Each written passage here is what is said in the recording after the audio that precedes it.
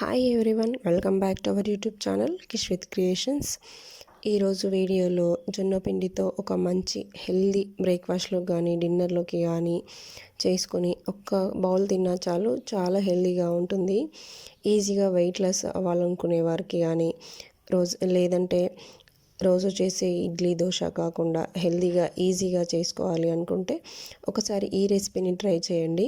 చాలా టేస్టీగా ఉంటుంది, అంతేకాకుండా చాలా హెల్దీగా కూడా ఉంటుంది. అందుకోసం నేను ఇక్కడ ఒక ప్యాన్ పెట్టుకొని ప్యాన్ హీట్ ఎక్కిన తర్వాత ఒక్క స్పూన్ ఆయిల్ వేసుకోవాలి. మీకు కావాలంటే ఆయిల్ ఇంకా చాలా తక్కువ కూడా వేసుకోవచ్చు. ఆయిల్ హీట్ ఎక్కిన తర్వాత కొంచెం జీలకర్ర ఆవాలు వేసి ఇలా కలుపుకోవాలి. దాని తర్వాత ఒక 2-3 పచ్చిమిర్చి మీ కారానికి తగ్గట్టుగా ఇలా చీల్చి కొంచెం పెద్దగా కట్ చేసుకొని వేసుకోవాలి. తర్వాత నేను ఇక్కడ ఒక మీడియం సైజ్ ఉల్లిపాయలను కూడా ఇలా చిన్నగా కట్ చేసుకొని వేసుకుంటున్నాను. ఇలా మనం కొంచెం చేయితో నలిపి వేసుకుంటే త్వరగా వేగుతాయి. ఇందులోకి మీకు నచ్చిన వెజిటేబుల్స్ కూడా వేసుకోవచ్చు. నేనైతే ఇక్కడ ఒక ఆనియన్ వేసి కలుపుకుంటున్నాను. ఈ ఆనియన్ కొంచెం మగ్గిన తర్వాత నేను ఒక 2-3 క్యారెట్లను కూడా చిన్న చిన్నగా కట్ చేసి పెట్టుకున్నాను. ఇప్పుడు ఇందులోకి క్యారెట్స్ కూడా వేసి కలుపుకోవాలి. ఈ క్యారెట్లు ఆనియన్ వేసి కొంచెం ఒక 2-3 మినిట్స్ కొంచెం సాఫ్ట్గా మగ్గేంత వరకు ఒకసారి ఇలా కలుపుకొని మగ్గించుకోవాలి. ఈ రెసిపీ జొన్న రొట్టెలు రాని వాళ్ళు లేదా చిన్నపిల్లలకి జొన్నలు మనం చాలా హెల్దీ కాబట్టి ఈజీగా అలవాటు చేయాలనుకునే వాళ్ళకి ఈ రెసిపీ మంచిగా ట్రై చేయొచ్చు. ఇక్కడ నేను ఇందులో కొంచెం ఒక 1/2 స్పూన్ ఇంగువ, కొంచెం పసుపు, తర్వాత టేస్ట్కి తగ్గట్టుగా సాల్ట్ ఇవన్నీ వేసుకోవాలి. ఇవన్నీ వేసుకున్న తర్వాత ఒకసారి ఇలా మనం మంచిగా ఈ పసుపు అంతా బాగా కలిసేలాగా ఒకసారి ఇలా కలుపుకోవాలి. ఇది కలుపుకున్న తర్వాత మనం జొన్న పిండి తీసుకుంటున్నాం కాబట్టి ఆ కప్పుతో ఒక 2.5 కప్పుల వాటర్ వేసుకోవాలి.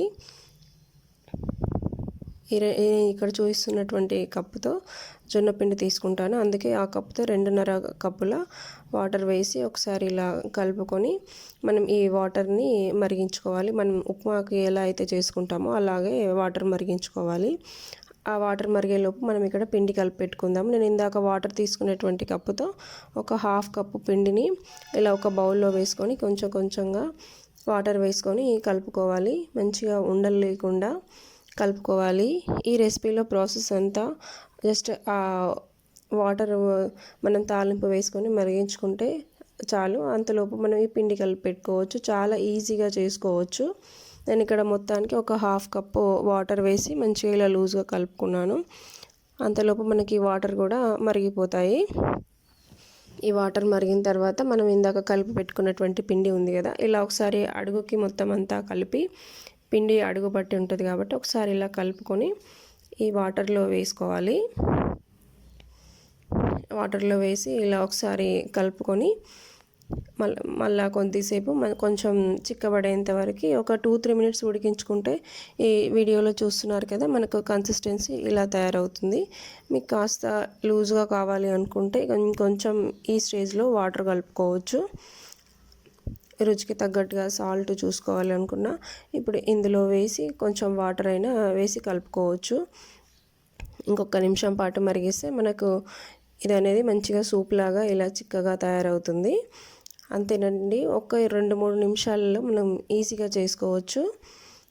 దీనిపైన కొంచెం కొత్తిమీర, క్యారెట్ తురుము ఇలా వేసి ఒకసారి మొత్తం అంతా బాగా కలిపి చూస్తున్నారు కదా, మనకు ఇలా అవుతుంది. చాలా ఈజీగా మనం చిన్నపిల్లలకి కూడా పెట్టచ్చు. మంచి హెల్దీ రెసిపీని అలవాటు చేయాలనుకుంటే ఒక ఈజీ బ్రేక్ఫాస్ట్లోకి కానీ డిన్నర్లోకి కానీ ఈజీగా వెయిట్ లాస్ అవ్వాలనుకునే వారికి చాలా మంచిగా ఉంటుంది. అంతేకాకుండా ఈ జొన్న రొట్టెలు చేయాలని వాళ్ళకి ఏదో రకంగా జొన్నలను యూజ్ చేసుకోవాలి అనుకుంటే మనం ఇలా చేసుకోవచ్చు. రోజు ఒక్క బౌల్ తిన్నా చాలు, చాలా హెల్దీగా ఉంటుంది. ఎంతో సింపుల్గా, ఈజీగా, టేస్టీగా ఉండే ఈ రెసిపీని ఒకసారి ఇలా ట్రై చేయండి. అంతేనండి, ఈ వీడియో మీకు నచ్చినట్లయితే లైక్ చేయండి, షేర్ చేయండి, సబ్స్క్రైబ్ చేయండి. Thanks for watching.